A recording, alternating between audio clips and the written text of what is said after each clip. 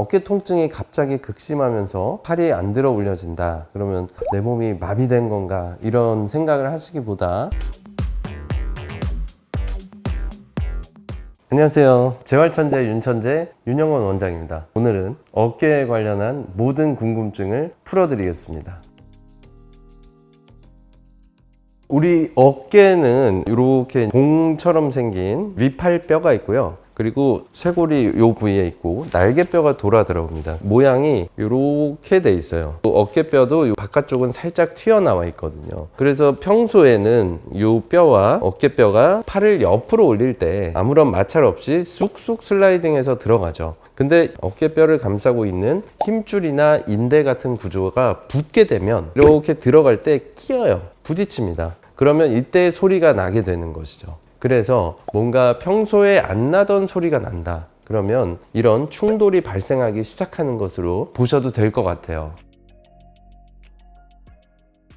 어깨의 흔한 질환은 일단 오십견. 오십견의 특징은 가동 범위가 다 안 나온다는 게 특징입니다. 그래서 팔이 180도 안 올라간다. 그러면 오십견으로 진단이 되는 거고요. 그리고 두 번째는 회전근개 파열 부분과 전체를 포함해서 회전근개 파열이 있겠고요. 또 세 번째는 석회성 힘줄염이라는 카테고리가 있습니다. 그리고 네 번째는 이제 점액낭염이라고 해서 어깨를 싸고 있는 요 막에 염증이 생기는 경우도 있고요. 그래서 크게는 한 네 가지 정도 카테고리가 있는 것 같은데, 어깨 통증의 대부분의 특징은 야간통, 밤에 아프다라는 특징이 있고요. 그리고 아침에 일어나서 아프다 라는 약간 시간적인 특징이 있습니다. 어깨 환자분들은 대부분 낮에는 좀 덜 아파요. 그래서 날만 밝으면 병원 간다 하다가 낮이 되면 또 안 아프니까 하루가 지나가고, 이런 식으로 치료도 야간통이라는 특징 때문에 조금 미뤄지는 경향이 있기는 합니다.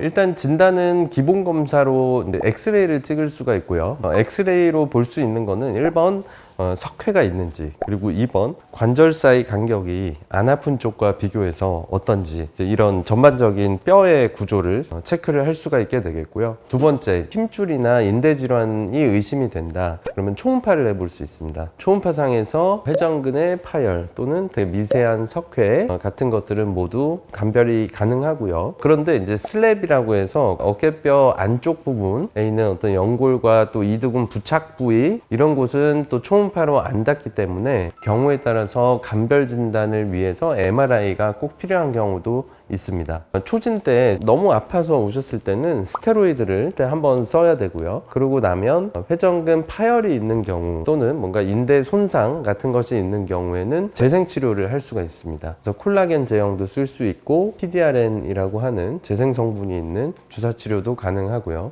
그리고 동결견 같은 경우에는 이제 가동 범위를 넓혀줘야 되기 때문에 관절강 안에다가 물을 채워넣는 수압팽창술이라는 치료도 있고요.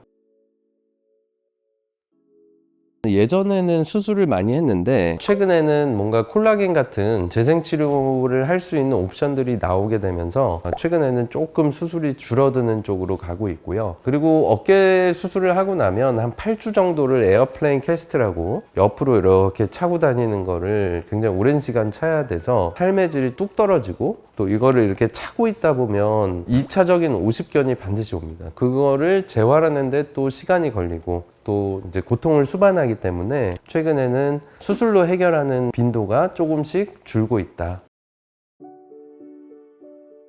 그 반대의 경우는 볼 수가 있는데, 우리 어깨 쪽이 갑상선이나 유방 쪽하고 림프관을 같이 공유합니다. 그래서 뭔가 유방암이 있거나 아니면 갑상선에 안 좋은 질환이 있거나 그랬을 때 림프관 쪽의 순환에 방해가 되면서 오십견이 오는 경우들이 있어요. 그래서 어느 날 뜬금없이 오십견이 왔고 뭔가 유방에 멍울이 만져진다든지 갑상선에 이상이 있다. 그러면 내과적인 부분도 같이 한번 체크해 보시기를 추천을 드립니다. 석회성 힘줄염 같은 경우가 어깨 질환으로 인해서 응급실에 가는 가장 흔한 질환이에요. 어깨 통증이 갑자기 극심하면서 팔이 안 들어 올려진다. 그러면 내 몸이 마비된 건가? 이런 생각을 하시기보다 먼저 가까운 정형외과를 가셔서 어깨 진단을 한번 받아보시기를 권유를 드리고요. 그리고 어깨가 아프다 그러면 다 오십견이라고 그래요. 그리고 환자분들이 회전근이란 말이 이제 각종 매체에 등장을 하면서 어깨가 아프면 다 회전근 파열이라고 그래요. 그래서 회전근 파열 또한 뭔가 정확한 영상 툴을 보고 진단을 받으셔야 진단을 할 수 있는 그런 질환이기 때문에 가까운 병원에 꼭 내원하셔서 정확한 진단을 받기를 추천드립니다. 집에서 어깨가 아플 때 핫팩을 하시는 게 원칙이에요. 왜 그러냐면 어깨에 쌓여있는 염증 물질을 따뜻한 것을 얹어주면 피부와 심부 조직의 온도 차이를 만들어서 혈액 순환을 빠르게 해줌으로써 백혈구를 빨리빨리 클리어런스를 해주는 거죠. 근데 만약에 뭐가 날라와서 콱 부딪혔다, 이런 외상에 의해서 통증이 생긴 경우는 24에서 48시간까지는 콜드팩을 해줘야 됩니다.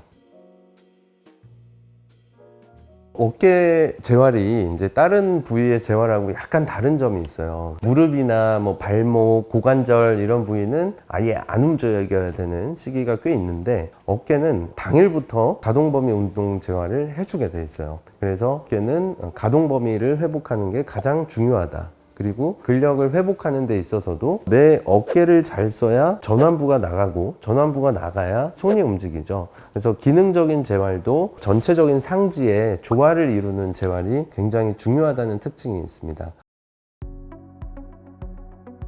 우리 어깨는 구조가 날개뼈가 이렇게 내려오고요, 위팔뼈가 이렇게 주먹처럼 옆에가 살짝 튀어나와 있습니다. 이게 이두근을 담아내는 그루브 때문에 생긴 홈인데, 이게 팔을 앞으로 올리시게 되면 이렇게 공회전을 하고요, 팔을 옆으로 올리시게 되면 이렇게 돌출된 구조와 날개뼈가 부딪힙니다. 근데 여기를 감싸고 있는 회전근에 문제가 있다 그러면 붓고 또 염증이 있고 하니까 더 부피가 커지겠죠. 그러면 날개뼈에 찝히는 현상이 많이 생겨요. 근데 보통은 찝히고 소리 나고 이렇게 걸리는 느낌이 나고 하니까 이걸 해소하기 위해서 라테랄라이즈 같은 운동 막 이렇게 하시는데, 그거는 계속적인 마모를 더 심하게 만듭니다. 그래서 팔을 옆으로 올리실 때 부딪히는 느낌 쓰시면 되도록 그 자세를 피해 주시는 게 좋아요. 피하는 방법은 팔을 앞으로 쓰면 충돌이 훨씬 줄어듭니다. 이상 오늘 여러 어깨 질환과 특징에 대해서 한번 알아봤고요. 재활천재 윤천재 윤영권 원장이었습니다.